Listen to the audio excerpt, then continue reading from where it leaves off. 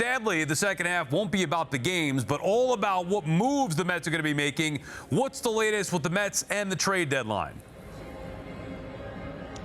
Yeah, my understanding as of this morning is that the Mets have told at least one rival executive, we're ready to go, we're open for business, the sale is on. Now, that doesn't mean it's all going to happen today, but it does mean it sounds like they're going to be open to deals long before we get to the last few days before the deadline, that they're willing to take advantage of the fact that the market hasn't solidified, that they're a team that knows they're selling while other teams don't, and they're ready to get this going. All right, aren't we all? Let's start the selling process here. Stop delaying the inevitable. Which players, Chelsea, are the Mets looking to get the biggest return for? Yeah, I think obviously players that are under control longer term will bring a bigger return. Someone like Luke Weaver, for example, I could see bringing a significant haul. I mean, maybe not a Mason Miller haul, but a guy who's under control through next year has been one of the best relievers in the sport. That's something people will covet. The thing to think about is that haul has to outweigh whatever the Mets think his value will be to them next year, because they don't have to sell. So they're in a good position with him and other guys under control. I think in terms of guys who are definitely going to go, Raley, Minter, probably Freddie Peralta will make some sense there. But Freddie Peralta and Clay Holmes also have to give them something. They're not going to give them away for anything, because at the end of the year, if those guys get qualifying offers and don't take them, the Mets can get a pretty high draft pick. So anything they get on the trade market for one of those guys is going to have to outweigh at least that value. I think it would no matter what, but someone pointed that out to me and I hadn't thought of it. It makes a lot of sense. Yeah, and oddly, I mean, it's going to be a seller's market, and the Mets may be the first team to be big sellers here. They have a lot of different pieces, have to take advantage of it. Could Francisco Lindor be traded, Chelsea? Yeah, what a hot stove question on an incredibly sweaty, hot day in Philly here, as you can probably see. Yeah, I think it's possible. I don't think it's impossible. I have not heard anyone say, no, we are definitely not trading Francisco Lindor. Steve Cohen said he doesn't think he's going anywhere, and that is not the same thing. That being said, he's an MVP quality player, making MVP-type money for the next 5 years. And the Mets need talent in 2027. They're not just going to give him away. So you need a team that is going to value him as an MVP and not see this as some kind of salary dump. It's not a bad contract yet, even though he hasn't played great this year. You're going to have to get things for him. So you got a team that's got money and a team that has talent to give for someone like him. They're out there, but there's not many of them. I think it's unlikely, but I do not think it is impossible. Yeah, I would be ultimately shocked if that happened at this point, but certainly something to keep our eyes on. One other thing here, Chelsea, will we finally see the Mets move on from some of the disappointing glut of young infielders? I think that's also possible. I've heard from at least one other team that said they plan to kind of look in on Beatty and Mauricio and guys like that. I'm sure they're not alone because, again, those guys have control.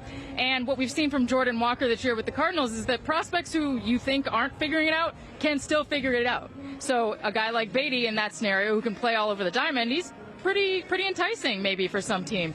But that also means the Mets might be more reluctant to give up on him, and certainly aren't going to give him away because David Stearns does not want to be the guy who gave up on the guy before he becomes Jordan Walker or whatever it is. So it'll be interesting to see, but from what I've heard, there is interest, has been interest in those guys, and it'll just be a question of whether the Mets think they're getting enough in exchange for them, and we'll see exactly how much they value those guys based on whether they stay or go.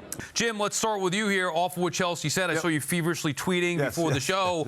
What's going on with Lindor and his maybe the possibility he would be moved by the Mets? Yeah, so I was checking in with a couple of teams that are buyers, and they were telling me in terms of Lindor, and there's 5 years left, $32 million roughly a year. He's going to be 33 in November, I think it is. He's got a limited no-trade clause, and he hasn't played well. As Chelsea was just saying, the market is very limited. One team said it's immovable. The contract's immovable right now because of all of those factors, and he hasn't played well, the injury and all of that. And, I think that just from the Mets perspective, you would have to take back a decent amount of money, certainly for this year and maybe even beyond that. I know they've done that in the past, but to get something back in return, I don't know if they could at this point, as he's going into that declining phase, unfortunately, once you get past the age 32 season. So, at least initial blush to talking to a couple of teams, there wasn't much, if any, interest at the moment in somebody like Lindor. But we've been critical of the Mets a lot on here. What they're doing by making their availability to trades known for such a wide range of players, up to and including Francisco Lindor, it sounds like, is what you have to do. It's the smart move at this point.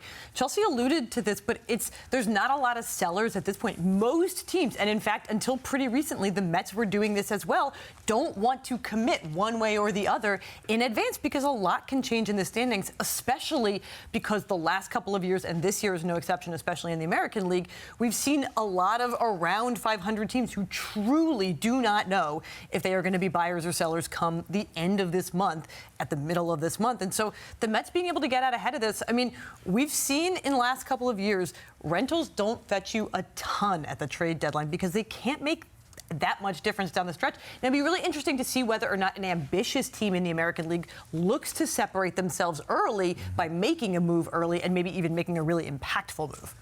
What Chelsea said, too, is that the Mets, they need to be good in 2027. And so having Francisco Lindor on your team makes you good, even if Mets fans are not the biggest fans of him right now because of his play this season. But again, he is the veteran presence in the clubhouse. And again, there's a lot of public speculation about what's going on in there. But from what I've seen with him, he is a veteran presence. He does care about every person in there, and he's trying to help every young player develop too. So that's a presence that won't be shown in the numbers. And also, I just think that's a really tough contract to move. So the Mets would have to be really creative and get something back that they feel good about. And I don't really know who's willing to provide that at this point, given the size of the contract and, again, those declining years.